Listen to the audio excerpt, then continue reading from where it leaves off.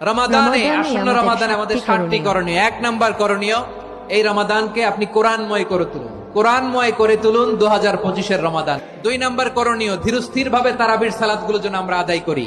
তাড়াহুড়ো করবেন না আল্লাহর ওয়াস্তে, তাড়াহুড়ো করবেন না, তাহলে কোরআন আমাদের জন্য বদদোয়া করবে। 3 নাম্বার, তাহাজ্জুদের সালাত আদায় করুন। বছরের অন্যান্য সময় উঠতে পারি না, অনেকে বলে হুজুর উঠতে পারি না। 4 নাম্বারে, মুক্ত হস্তে দান করুন, মুক্ত হস্তে দান করুন। 5 নাম্বার হচ্ছে কদর তালাশ করুন, রমজানের সবচেয়ে দামি সময়, কদর যেন মিস না হয়। 21, 23, 25, 27, 29। 6 নাম্বারে পারলে এতেকাফ করবেন। আল্লাহর হাবিব সাল্লাল্লাহু আলাইহি ওয়াসাল্লাম প্রতি বছর 10 দিন এতেকাফ করতেন। সব শেষে শিশুদের রমাদানের ব্যাপারে উৎসাহ দেন, তাদের প্রস্তুতি নেওয়ান, তাদেরকে রোজা রাখতে দিবেন আমার ভাইয়েরা এবং বোনেরা। আর নারীদেরকে কষ্ট দিবেন না। সারা দিন পেঁয়াজু আলুর চপ বানাতে বানাতে আমাদের বোনেরা কাহিল হয়ে যায়, আর তারাবি পড়তে পারে না, ইবাদত করতে পারে না। يا مرحبا